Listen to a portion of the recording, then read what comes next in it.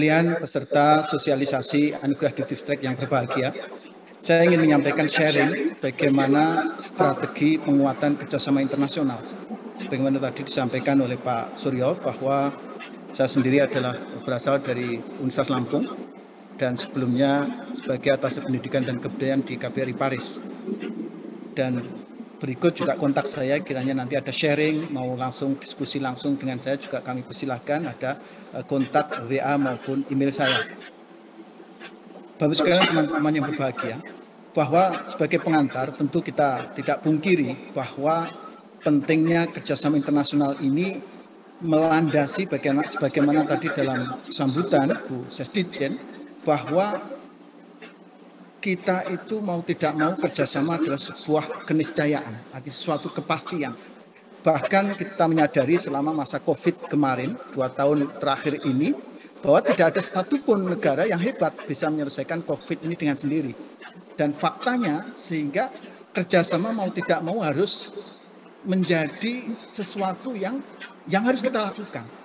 Karena kita adalah bagian dari makhluk sosial. Jadi secara otomatis kita harus hidup bersama dan saling sharing, saling memberi, saling menerima, dan kemudian memanfaatkan potensi itu. Maka hal ini juga menjadi penting karena mau tidak mau terkait dengan pendidikan tinggi, kita juga harus saling sharing, best practice, praktek-praktek baik antar perguruan tinggi, kemudian sama untuk meningkatkan potensi ataupun kualitas ataupun hal-hal positif yang nanti bisa kita implementasikan di institusi kita. Kemudian tentunya karena ini adalah kerjasama, tentu juga harus sama-sama kerja, juga sama-sama untung, sama-sama mendapatkan manfaat. Ini konsep yang juga harus penting bagi kita yang harus kita pegang. Kemudian kita sadari bersama bahwa kerjasama ini merupakan juga bagian dari ketika kita bicara pemeringkatan, perguruan tinggi, institusi, dan seterusnya. Tentu ini menjadi sebuah bagian kerjasama ini. Bagaimana proses di dalam indikator pemeringkatan, mulai dari masukan, proses, luaran, dan dampak, semuanya kita lakukan secara bersama. Tanda kutip artinya secara kerjasama dengan institusi terkait. Maka tidak bisa kita sendiri. Kemudian apalagi yang terakhir kita ketahui bersama, ketika kita bicara 8 IQ yang tadi disinggung oleh Prof. Cici, bahwa 3 komponen utama dari 8 indikator kinerja utama ini, mulai dari kualitas lulusan, kurikulum, dan kualitas dosen, ini semuanya bermuara mendapatkan atau beririsan dengan kerjasama. Bagaimana kualitas lulusan, seberapa cepat mendapatkan pekerjaan, kemudian dari kurikulum, kemudian proses-proses dalam hal ini kualitas dosen, mulai dari publikasi dan seterusnya. Ini menjadi bagian yang kemudian mau tidak mau kita bersinggungan atau melakukannya dengan kerjasama. Belum lagi yang Mas Menteri janjikan adanya insentif yang terkait dengan 8 IQ ini. Jadi insentif, kemudian matching fund, kemudian kompetitif ini juga menjadi bagian penting sehingga mau tidak mau kita didorong untuk melakukan kerjasama. Namun demikian tentu ada satu hal yang sangat penting, kita juga harus catat bagaimana di dalam konteks kerjasama internasional ini kita bisa juga mampu melindungi hak kekayaan intelektual kita. Ini yang menjadi penting, pengalaman yang kami alami bahwa ini juga harus menjadi kunci pokok bagaimana kita juga melindungi hak kekayaan intelektual kita sehingga tidak dengan tanda kutip mudahnya kita melakukan kerjasama, tetapi juga mampu benar-benar kita terlibat di dalam pemanfaatan kekayaan intelektual dari hasil kerjasama itu. Ini tentu kita sebagai konsekuensi dari kerjasama tentunya memang ini harus menjadi poin di dalam melindungi hasil-hasil dari kerjasama kita. Kemudian berikutnya prioritas bidang kerjasama internasional. Bapak sekalian peserta yang berbahagia, tentu inilah yang kita katakan integrasi dari seluruh komponen di dalam pemerintah negara kita ini, bahwa sejatinya pemerintah atau pemerintah kita, Indonesia, tentu memiliki bidang prioritas hubungan bilateral dengan negara tertentu. Inilah nanti yang akan menjadi payung bagaimana konsep bidang prioritas kerjasama.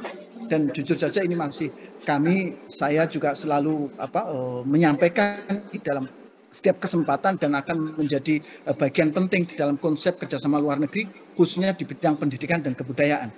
Maka prioritas hubungan RI dengan suatu negara itu nanti akan menjadi titik temu semua bentuk kerjasama atau bidang kerjasama yang kita tuju.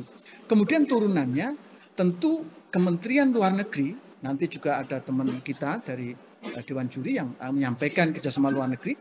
Ini tentu perwakilan RI, dalam hal ini KBRI maupun KJRI, semua pimpinan kepala perwakilan memiliki naskah atau kertas tugas yang diembannya atau yang diemban atas tugas negara.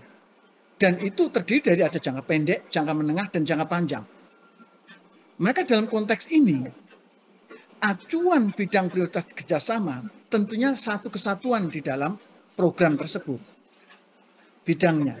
Kemudian ketika diturunkan tentunya dari kita, kementerian kita atau lembaga kita, tentunya Kemendikbudristek dan juga BRIN, tentu memiliki dan sedang barangkali memproses dalam satu kesatuan strategi kerjasama luar negeri di bidang pendidikan dan riset. Jadi blueprintnya. Maka blueprint di sini kemudian di atasnya ada kepala perwakilan yang memiliki skala prioritas di dalam kerjasama. Kemudian turunlah di kita masing-masing perguruan tinggi di Diktiristek, kemudian organisasi riset di BRIN, yang itu akan tentunya memiliki strategi, memiliki bidang prioritas kerjasama yang itu kemudian linear ke atas mengacu kepada blueprint, kemudian ke atas lagi kemudian mengacu kepada kepala perwakilan, dan selanjutnya kemudian menjadi titik temu dari prioritas hubungan RI dengan negara tersebut. Maka di sini akhirnya kita sebagai bagian tentunya aktor di dalam kerjasama, baik di perguruan tinggi maupun di organisasi riset, tentunya akhirnya ikut andil bagaimana memperkuat hubungan bilateral RI dengan negara yang kita tuju di dalam kerjasama. Nah, di mana bidang-bidang ini ada, tentu Bapak sekalian, inilah perlunya nanti satu kesatuan setiap kerjasama internasional itu hendaknya memang berkoordinasi dengan Kemenlu, dalam hal ini adalah perwakilan yang ada. Tentu ini sangat penting sehingga linearitas capaian prioritas kerjasama itu bisa kita kejar bersama. Kemudian berikutnya, kalau kita lihat tentu ketika bicara kerjasama internasional secara umum itu kalau kita baca-baca di dalam dokumen kerjasama itu ada bilateral, regional, dan multilateral. Tapi dalam konteks kita akademik tentu yang bisa kita sederhanakan bahwa ketika saat ini banyak teman-teman kita semua dalam hal ini kerjasama luar negeri internasional itu melakukan konsep U2U, jadi university to university. Jadi institusi dengan institusi langsung. Nah, ini dalam konteks hubungan dua institusi yang bisa kita kategorikan bagian dari bilateral. Namun juga teman-teman sekalian yang berbahagia bahwa sekarang justru trennya ini menjadi konsorsium. Jadi konsorsium ini sangat penting karena konsorsium ini menjadikan kemudahan bagi kita untuk melakukan kerjasama. Bapak sekalian yang berbahagia, konsorsium ini terbagi jadi dua konsepnya. Yang pertama secara institusional dan yang kedua adalah secara bidang ilmu. Jadi artinya demikian Bapak sekalian. Sekarang di banyak negara di luar negeri ataupun kita di Indonesia juga demikian, ada asosiasi ataupun beberapa institusi ini yang sudah melakukan kerjasama yang erat, yang bulat. Jadi sambil contoh misalkan beberapa kampus yang kami ketahui di Eropa misalkan, ada satu kampus yang ini jelas terjalin dengan beberapa kampus di luar negaranya. Jadi konsorsium institusional. Jadi satu kampus atau satu universitas itu secara kesepakatan telah menjalin kerjasama yang kuat dengan 6 atau 7 kampus di Uni Eropa lainnya. Sehingga teman-teman sekalian, ketika kita dari perguruan tinggi Indonesia ingin menjalin kerjasama, ketika kita sudah connect dengan satu perguruan tinggi, ini akan otomatis nanti mudah terhubung dengan jaringan institusi atau konsorsium dari perguruan tinggi tersebut. Nah, ini tentu menjadi penting bagi kita. Kemudian yang kedua adalah konsep bidang ilmu. Jadi ada beberapa institusi yang juga menyatu karena memiliki kekuatan bidang ilmu yang sama. Maka ketika kita menjalin dalam bidang tersebut, maka kita juga akan terhubung dengan institusi lain yang memiliki bidang yang sama.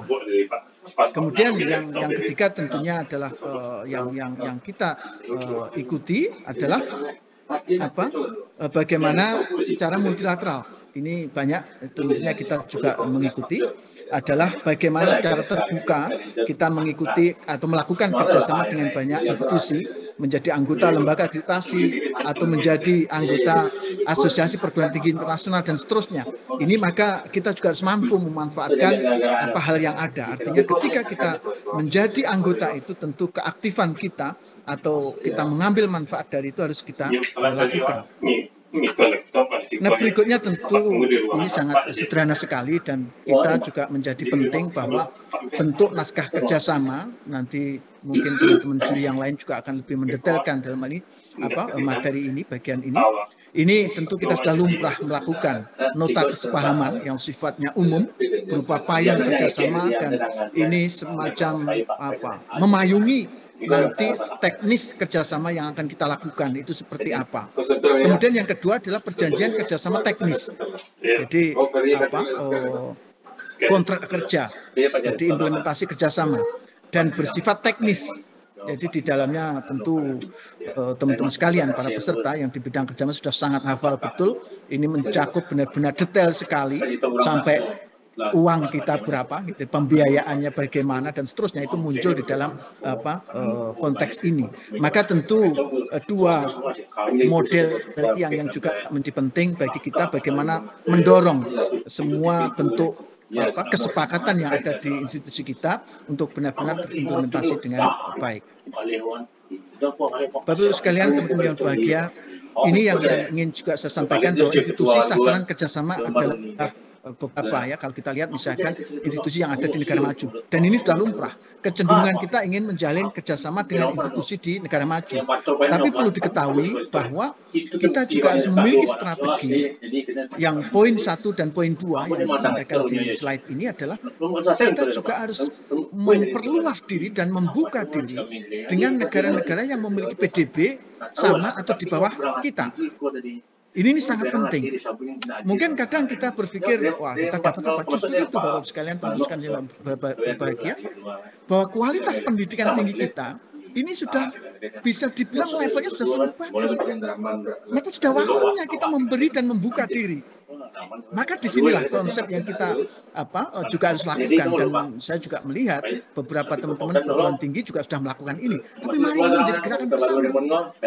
Kita sudah waktunya, mohon maaf istilah kita, tangan kita juga di atas. Itu. Maka mari kita lakukan.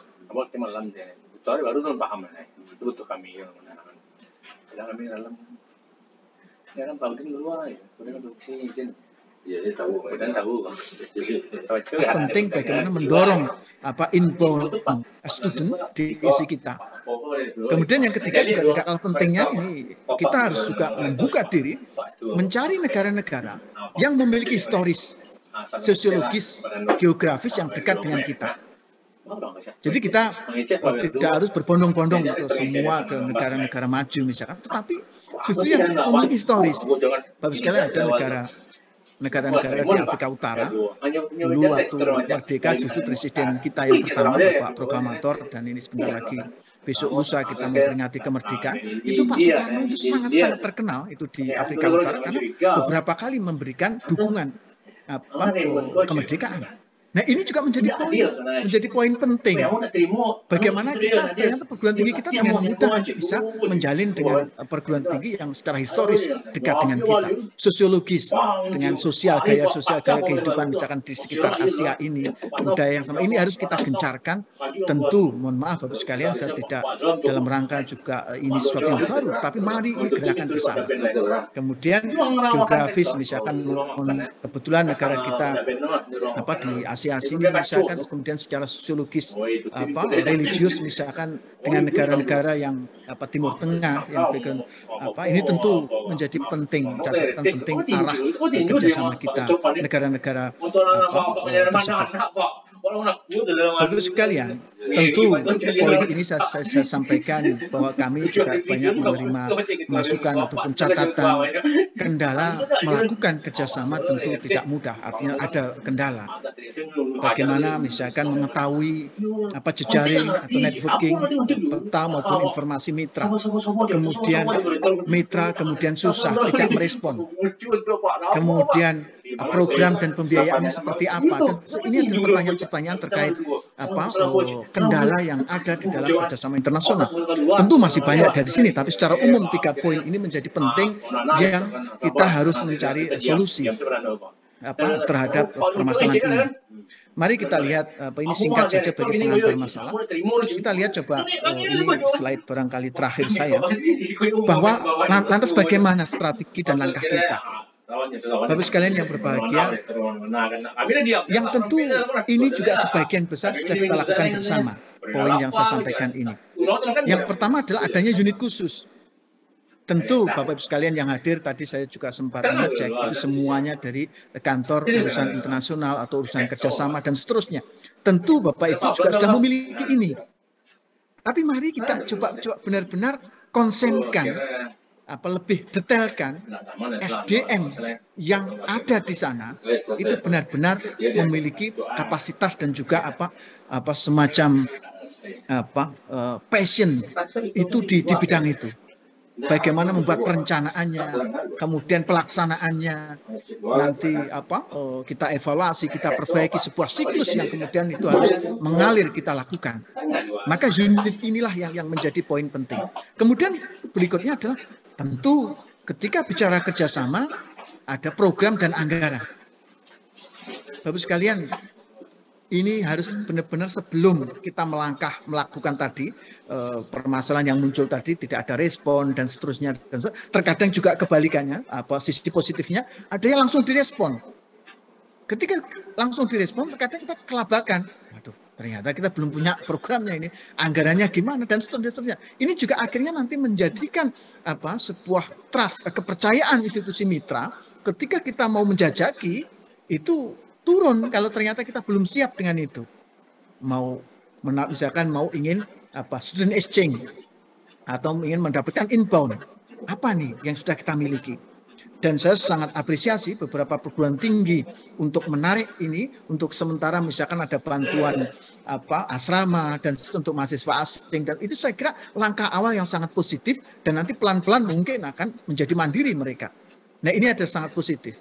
Kemudian ada gelar ganda dan seterusnya. Program-program inilah yang nanti bisa kita kembangkan dan ini semua menjadi bagian dari poin kerjasama akademik. Kemudian berikutnya adalah bagaimana memperkuat juga people to people kontak. Apa itu asetnya?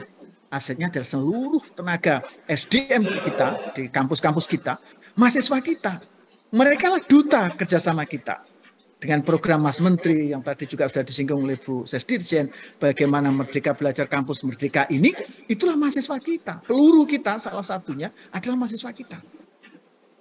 Kemudian alumni, tentu diaspora ini yang mungkin sering terlupakan. Nah, di mana kontak-kontak ini ada di perwakilan.